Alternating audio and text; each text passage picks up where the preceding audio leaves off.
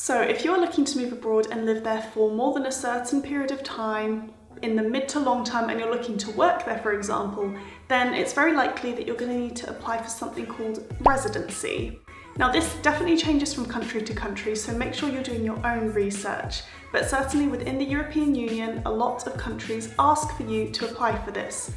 Now, not only does it mean that you're actually legally residing there, but it also gives you access to things like the healthcare system in a lot of circumstances.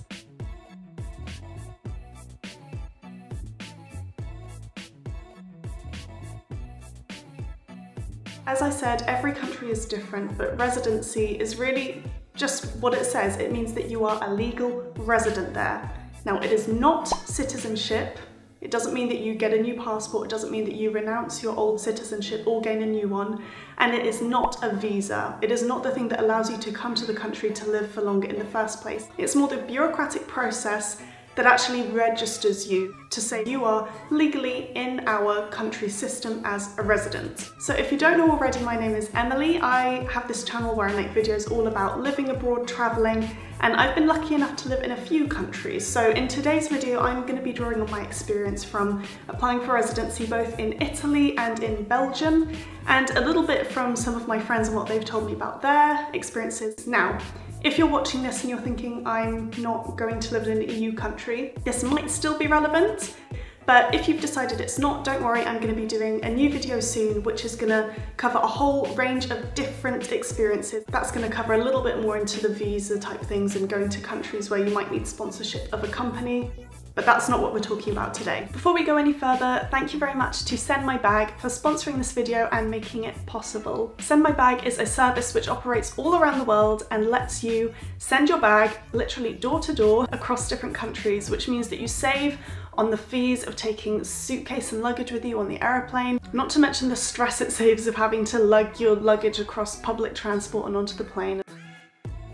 I've mentioned Send My Bag numerous times in other videos. Sendmybag.com, sendmybag.com, sendmybag.com. So I hope that just goes to show that it's a service that I really do love and use. And I really think that it could help you guys out. Check out the link in the description and see how they could help you. When I applied for residency in these countries, I was applying as a freelancer and also as somebody who's self-sufficient.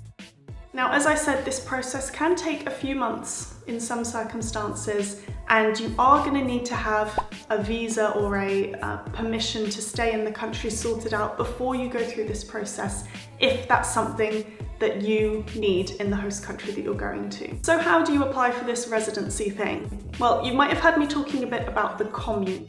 So the commune is basically the administrative centre that is going to process all of this stuff. It's sort of in charge of the region that you're living in. There might be more than one commune in your city. It's all governed by the same almighty city people. There might be different centres that you can go to depending on where you live. And normally you go to the one that is closest to where you're actually living. So the first thing that I did each time I went to apply for residency was go to the commune, just ask what I needed, pick up the forms. Sometimes they help you out with the first step and you book the next appointment. Sometimes you have to call, but first step, go to the commune. Although I do always recommend that you do your research beforehand. So perhaps even before you go to the commune, what I would recommend you do is that you speak to other people in a similar situation to yours who have applied for the residency. Now, if you've got professional help, maybe you can skip this step. But one thing that I've always done is joined Facebook groups or made friends with other expats in the area, just to kind of understand what the process was like for them. Getting advice from other people is really helpful, just to help you understand what to expect. But at a certain point, it is worth jumping in and going. Don't jump into it without having some idea of what you're doing. So once you've been to the commune for the first time, you've probably got a better idea of how many appointments you're theoretically going to have before you've got your residency sorted and what documents you need. So normally then you'll have your official appointment set when you have to bring and present the documents to prove that you are eligible to be a resident, and then in that meeting they'll normally go through your documents. If you're missing something, you might have to wait quite a while before your next appointment to bring it back, so definitely be over prepared. If in doubt about something, bring along the document anyway. Now obviously this is going to change from country to country, but the first thing you need to do before you apply for anything is decide which category you're going to apply under. There are usually different categories requiring different things as you apply for your residency. And then depending on the category of residency that you're applying under, you normally have some type of form that you need to fill out. So that's the first thing. So the other things that you're most probably going to need are a passport or a official national ID card, a proof of address. One of the things that they're going to do is they're going to come to the address that you've supplied. When I say they, it could be somebody from the commune, it could be somebody from the police, and they just verify that you actually live where you say you do. So you kind of say what sort of time they should drop by, they'll drop by, maybe just check in your bedroom to see if it actually looks like you're the one living there and you're not just pretending to live there. Money for the registration. It does cost a small fee to actually register as a resident. And then another extra bit of money if you're going to be getting your residency card, which in most cases, in my experience, was obligatory. In my experience, it's been something like 25 euros for registering as a resident and then 10 euros for the residency card.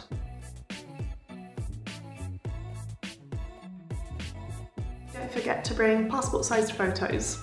And now, this is probably the most important thing. What you've got to keep in mind when you're applying for residency is that all they really want to know is that you can look after yourself, you have enough money to look after yourself, and you're paying some type of money into whatever kind of social welfare the country has set up. These two things are important because really the country that you're applying for residency in just wants to know that while you're legally residing there, you're not going to end up being a burden on the state. So you couldn't apply for residency, for example, if you're just unemployed and don't have enough money in your bank to sustain yourself. Maybe there's a way around that, but I would say that's probably one of the circumstances where you're probably not going to be accepted for residency. So on this point, what they're going to ask for is proof of the fact that you've got enough money coming in. Now this could be in the form of a work contract if you're applying for residency as a worker, or if you're applying for residency as a freelancer, it might be some previous invoices from the last 3 months that you've sent to clients, or just proof of your income.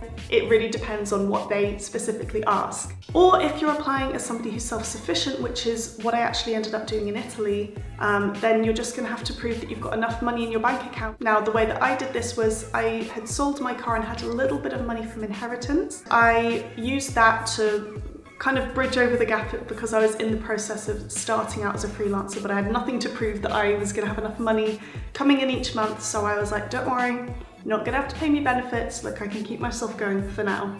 And joined in this point, as I said, you also want to prove that you're paying somehow into their social welfare scheme. So when I was in Italy, the way that I did this was I had to apply for a private health insurance based within the country. That took me a little bit by surprise, but I think it cost about 400 euros in the end for a year's insurance. That satisfied them enough, so they knew I wasn't going to be a leeching on the Italian system, I guess. In Belgium, on the other hand, when I was applying as a independent worker, a freelancer, I had to pay something called cotisation sociale, which is separate from normal taxes. It's something that you pay into the Belgian social system every 3 months out of the money you make in your company, and that basically opens you up to the possibility of benefiting from the social welfare system, the healthcare system, and things like that. It's basically something that would be included in my work contract if I were working for a Belgian company, but since I'm not, I have to pay that little extra fee, that hefty extra fee every 3 months. And again, this was just to prove that I'm not leeching off the social system. Those are really the two most important things in your whole residency application in my experience. Now, all of this should be confirmed to you by the commune, the place that you are applying for residency at. In Belgium, this was a little more organised. They sent me through an email with a list of exactly what I needed to bring. In Italy, I kind of had to go out and find out for myself a bit more, and the story changed each time I went to the commune. But just make sure that when you go there, you ask. Just prepare yourself for the fact you might have to go there more than once. It is a process. Don't expect it all to be done in 1 day, a week, even a month. In Italy, it took me 7 months. In Belgium, it was a little bit more streamlined, but it still took me a good couple of months. I just want to preface this with, I know that I'm really lucky to live abroad and to be able to do a lot of the things that I do. So I don't want this to come across as ungrateful, but it's hard sometimes. Just a little side note, and you should know this already from the research you've done so far, but some countries will not let you apply for residency as self-sufficient or as a freelancer. It really depends on what your home country, your country of citizenship, so for me the UK, and your host country, the country that you're moving to, have agreed between themselves. And sometimes you will not be allowed in the country unless you've got a visa. That's not something I had to go through moving to Italy or Belgium because England, for now, is still a member of the European Union. And just to add on to that, whatever your situation, if you can hire professional help, I think it's a really good idea if it's something you can afford and you can find someone you really trust. So let's do a little recap. First of all, make sure that you're eligible for residency in the country that you're planning on working and living in before you move your whole life there. Decide beforehand which category of residency you're going to apply for. Consider hiring professional help if you can afford it. Connect with expats in the area who have been through the same process you're going through now, but remember, take the things they say with a pinch of salt because your situation is unique.